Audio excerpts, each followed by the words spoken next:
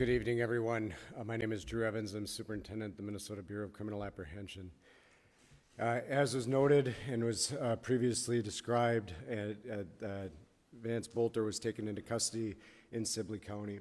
We were with you earlier today when we provided information about the manhunt and the myriad of law enforcement that have come together working in partnership so that this evil cannot be continued. The first step in a case like this is that we take him into custody, and then the work will continue and begin to make sure that we have all the evidence we need to ensure that he is held accountable for his crimes. Please bear with me, but I think it's important because it has been noted by the governor, just to give you some background on the teams that were down there, and I may even be missing some in terms of this because there were law enforcement partners, not just from the Twin Cities, but across the state of Minnesota that came together.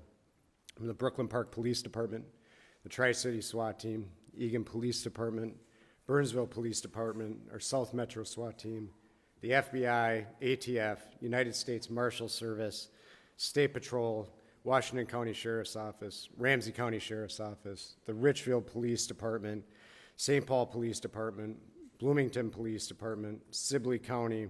We had Riverview Medics, Green Isle Fire Department, and Lifelink in the area, in addition to Prior Lake, Crow River SWAT, and the Hennepin County Sheriff's Office. And again, I may have been missing, and I apologize to my partners for that we do that. I share all of that for you because that's the commitment when this sort of evil is in one of our communities, that law enforcement comes together to put all of their resources together to make sure that that person is taken into custody. That is so that people across the state of Minnesota and legislators that were targeted in these attacks and that may have been listed can breathe a sigh of relief as quickly as possible as we came together in an incredibly complex set of circumstances in that. He was arrested, as you saw earlier this evening, in the area of 35600 block of 200th Street, Green Isle.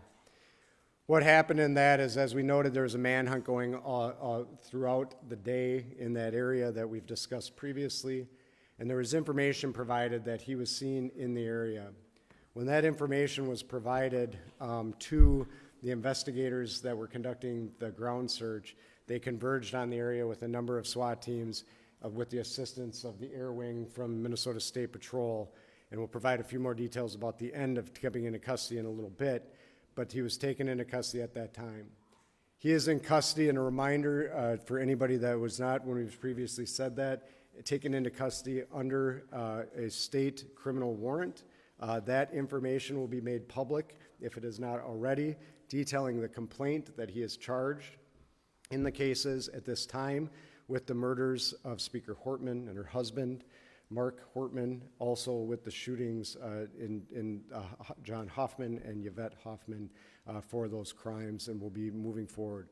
We are also in close contact with our federal partners, both the FBI, United States Attorney's Office, who are examining whether or not additional charges should be brought at the federal level related to this at this time. There's a lot of investigation that continues, and I'm going to turn it over to Chief Bruley to provide some comments on this and the work. I just want to tell, certainly for the communities of Champlin, city of Brooklyn Park, you both have incredibly professional police departments that work day in, day out and tirelessly in this situation to bring justice and work towards that, not only for the families and the loved ones and the community that are impacted, but for the entire state of Minnesota, and our teams are incredibly proud to work alongside them and all the law enforcement partners.